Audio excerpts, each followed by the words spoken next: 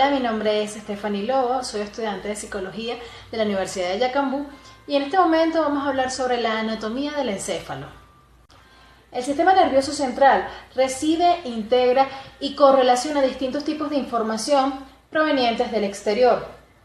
Además, que también es la fuente de nuestros sentimientos, nuestros pensamientos, nuestros recuerdos, nuestras emociones. Por ende, es básico estudiarlo en nuestra carrera. En esta oportunidad nos enfocaremos en la zona donde se realizan la mayor cantidad de los procesos mentales, que es en el encéfalo. Para comenzar a hablar sobre las partes del encéfalo, vamos a tomar en cuenta dos planos. El plano sagital divide el cráneo en dos partes simétricas, lado izquierdo, lado derecho. El plano horizontal lo divide por la mitad, parte superior y parte inferior. Comenzaremos a hablar por el plano horizontal, la parte superior y la parte inferior. Tenemos primero de afuera hacia adentro el talencéfalo, seguido por el diencéfalo, mesencéfalo, metencéfalo y mielencéfalo. Comenzaremos a hablar del mielencéfalo o el conocido bulbo raquídeo. Acá se localizan fascículos sensoriales y motores.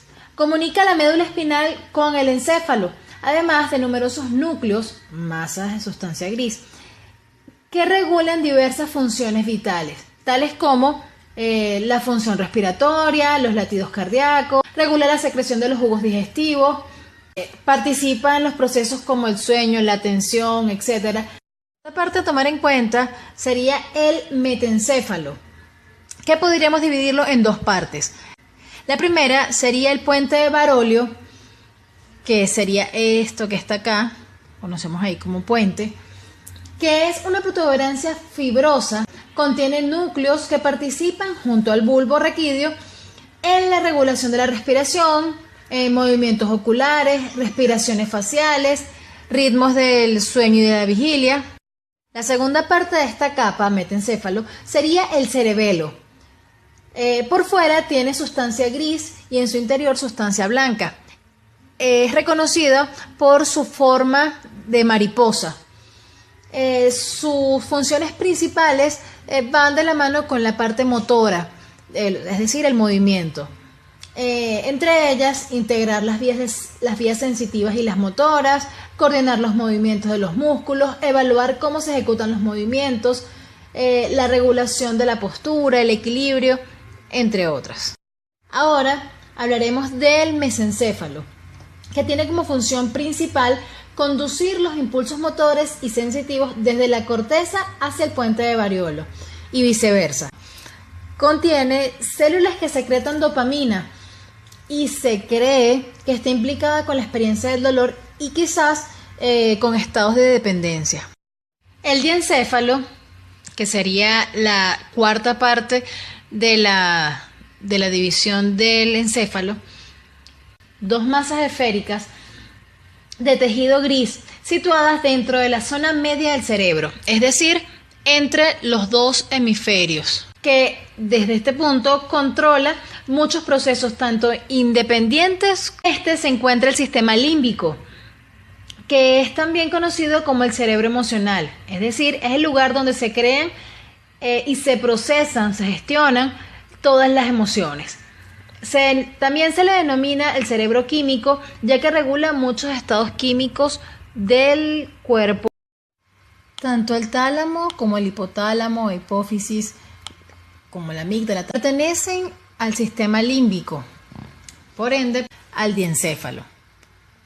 El tálamo es la principal estación de conexión para los impulsos sensoriales que vienen del exterior, pasan por la médula espinal y llegan a la corteza cerebral.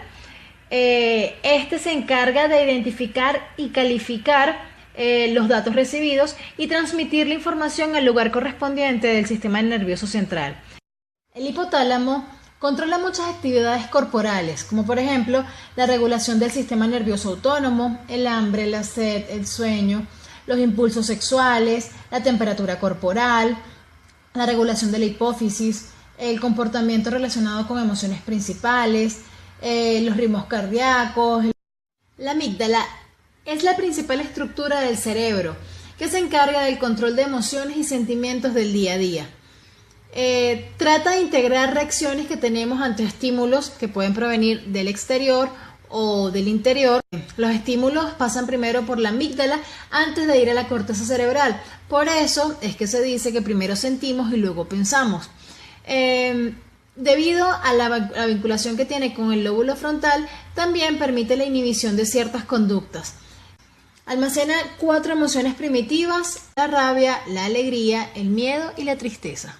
Tenemos el hipocampo, que se desarrolla después de los 4 años. Es el responsable de que aprendamos nuevas experiencias y las formemos en recuerdos.